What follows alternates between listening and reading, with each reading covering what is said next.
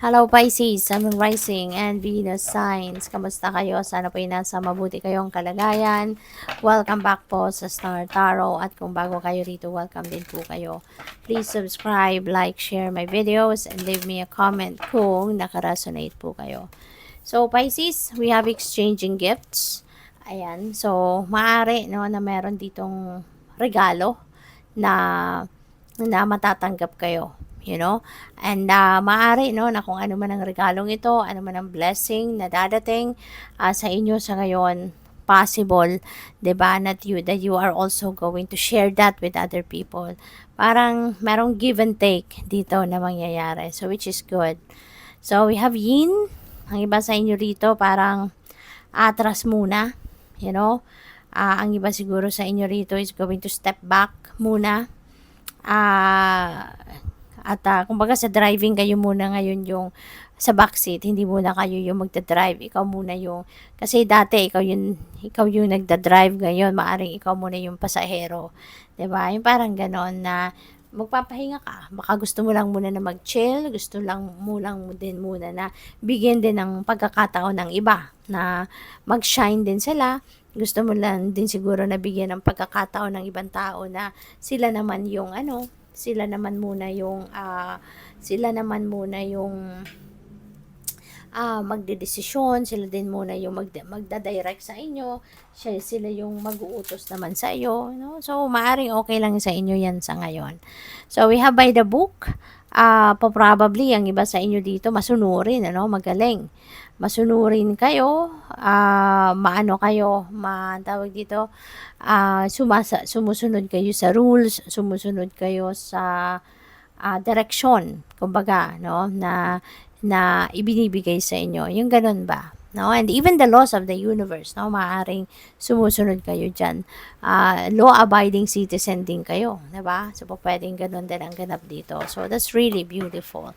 Wala kayong magiging problema dyan. Wala kayong magiging aberya dyan, hindi ba? So, tignan natin kung ano pa ang mga messages ni Pisces.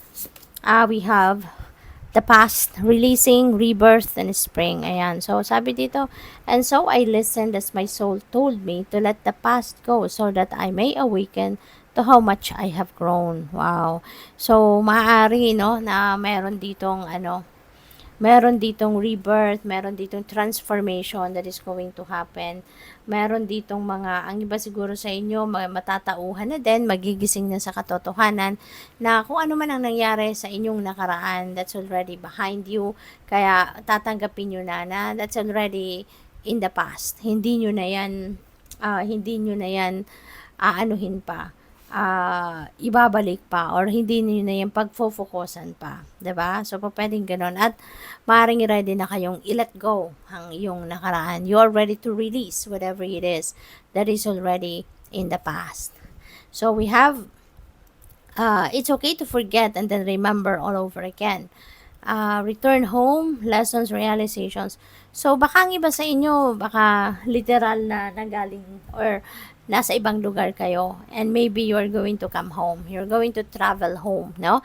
Pwede ang iba sa inyo babalik sa kung saan kayo nanggaling. Pwede ang iba sa inyo, let's say for example, nagtrabaho talaga kayo siguro for a long time, na baka nagtrabaho kayo sa abroad, nakaipon na kayo, kaya ngayon maaring magra-retire na kayo and you're going to come back home, 'di ba? At dito na kayo mamumuhay, dito na kayong muli magsisimula ng bagong buhay. So maaring merong mga ganong ganap, no? And you are going to stay where you are feeling home. At saka, maaari din, no, na sa ngayon, ang iba sa inyo, there's going to be a lot of realizations. Marami na kayong lessons na napulot sa buhay mo in the past. Kaya ngayon, gagamitin ninyo yan, no, sa pagsisimula ninyo ng bagong buhay. Maybe you're going to apply everything that you have learned in the past. Everything, no, lahat ng mga lessons, lahat ng wisdom na napulot ninyo sa buhay ninyo in the past, maaari ngayon i-apply ninyo yan sa pagbabagong buhay ninyo, sa pagsisimula ninyo ng bagong chapter sa buhay ninyo. So we also have, are you ready? Ayan, adventure, ancestors calling. Feeling ko dito meron nang nagbubukas na opportunity para sa inyo.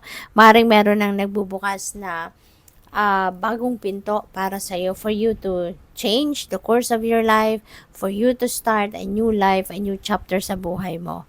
You know? Kaya parang tinatanong din kayo siguro ngayon ng spirit, 'di ba? Handa ka na ba? 'Di ba? Handa ka na ba para dito? Kasi maaaring nagbukas na nga, no? Nagbubukas na ang universe ng bagong pinto para sa iyo.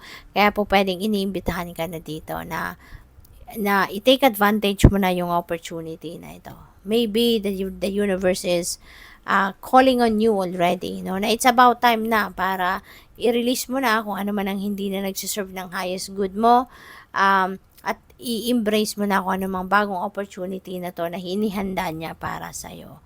Okay? So, what else?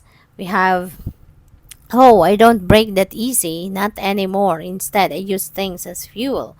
Wow. So, empowerment, pain, sorceress. So, ngayon, maybe you are empowered, diba? Maybe you have reinvented yourself along the way.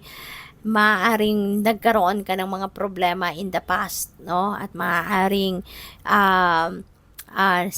kumbaga sinubukan ka na ng universe, no? Kaya naging resilient ka, naging matatag ka, pinagtibay ka na ng panahon. Kaya ngayon, kung meron man, 'di ba? Kung meron man siguro sa inyo na merong kinakaharap or kakaharaping problema, ito na yung message mo sa sarili mo sa problema na I don't break that easy, not anymore, 'di ba? Kasi nga pinatatag ka na ng panahon, pinagtibay ka na ng panahon, mas malakas na ang loob mo sa ngayon, mas matapang ka na.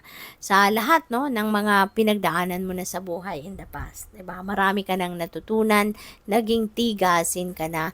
Kaya kahit anumang klaseng problema pa ang dumaan sa buhay mo, hindi ka na mabe-break easily. 'Di ba? Hindi ka na panghihinaan ng loob, hindi ka na hindi ka susuko, 'di ba? Kasi pinagdaanan mo na ang siguro mas matindi pang hirap sa buhay mo in the past, pero nakarating ka sa puntong ito ng buhay mo.